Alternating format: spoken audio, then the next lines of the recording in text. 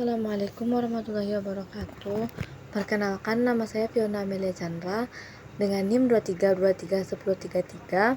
Saya berasal dari Departemen Pendidikan Ilmu Pengetahuan Alam, Fakultas Matematika dan Ilmu Pengetahuan Alam, Universitas Negeri Padang. Baiklah, pada hari ini saya akan menjelaskan materi tentang business plan atau perencanaan bisnis. Dalam kehidupan sehari-hari, kita sangat sering mendengarkan kata business plan atau perencanaan bisnis.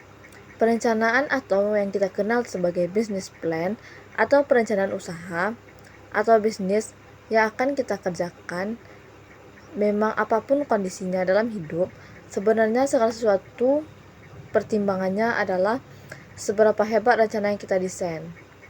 Karena khas secara teknis, apa yang kita lakukan dan apa yang kita laksanakan justru adalah gambaran atau refleksi dari apa yang sudah kita rencanakan.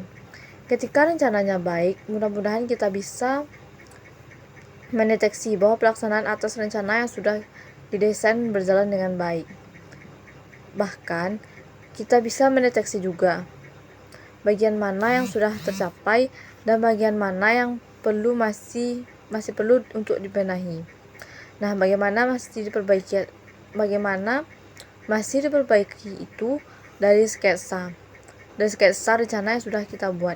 Bahkan orang-orang hebat di muka bumi ini yang sukses itu akibat dari refleksi rencana yang sangat matang.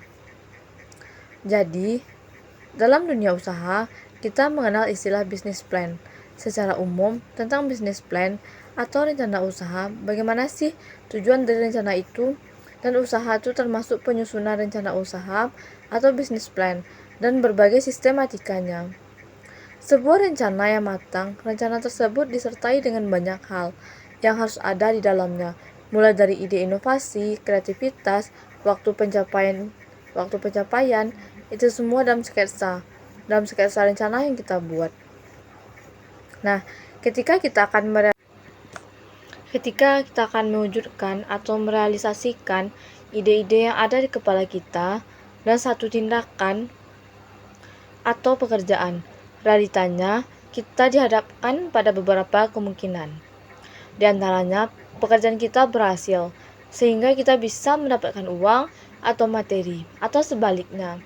Jadi, ketika usaha kita itu berhasil, kita bisa mendapatkan banyak modal atau banyak keuntungan dan bisa digunakan untuk menambah. Yang kedua, kebalikan dari pekerjaan yang kita menjadi gagal.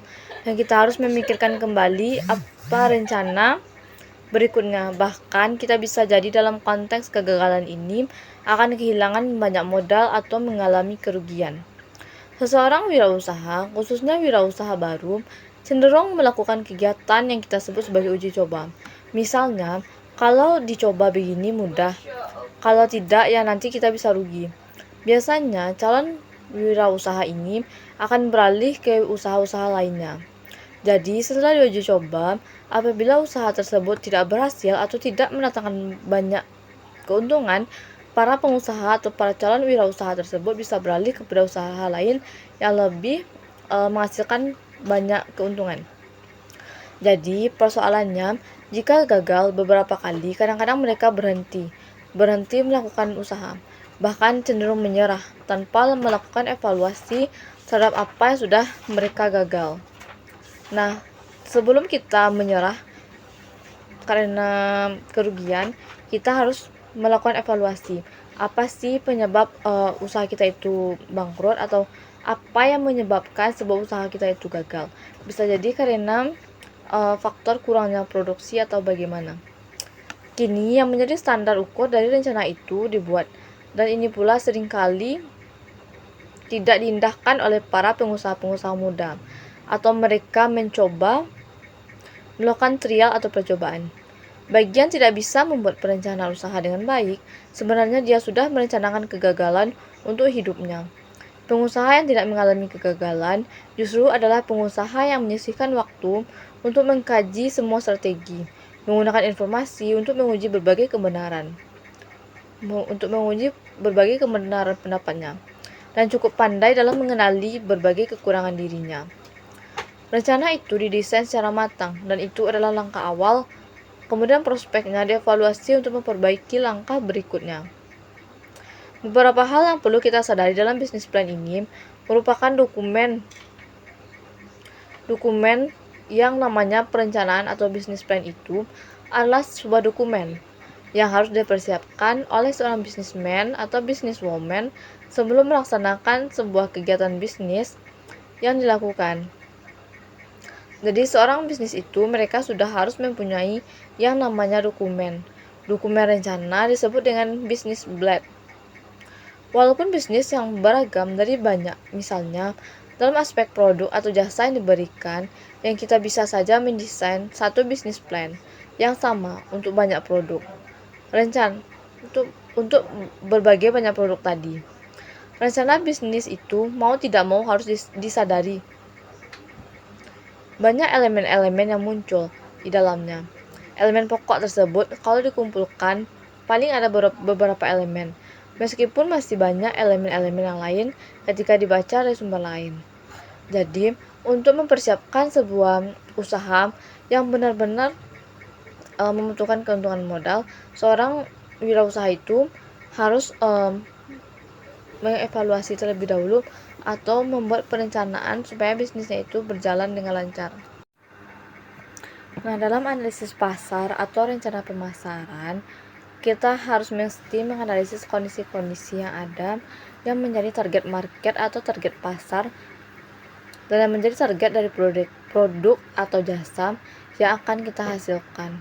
Dan ada kemungkinan bahwa produk itu ketika dipasarkan tidak akan diterima oleh masyarakat atau justru jangan-jangan ditolak karena memang bukan pasarnya atau bukan marketnya atau memang bukan produknya memang tidak cocok untuk dipasarkan di situ dan memang ditolak. Maka disebut sebagai analisis pasar. Melihat berbagai kemungkinan bahwa produk yang kita bisa terima di lokasi itu adalah rencana produksi. Dan rencana produksi ke depan, jangka panjang, jangka pendek, dan jangka menengah itu harus kita pikirkan.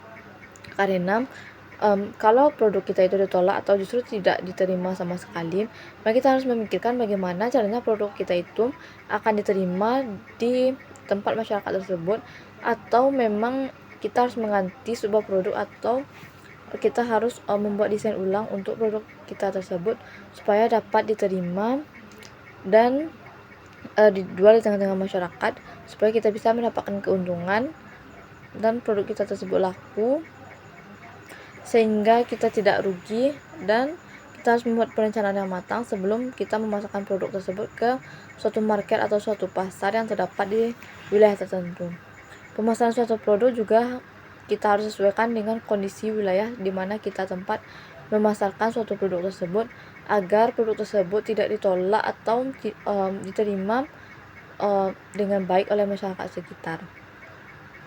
Baiklah, hanya sekianlah materi yang dapat saya sampaikan pada hari ini. Assalamualaikum warahmatullahi wabarakatuh.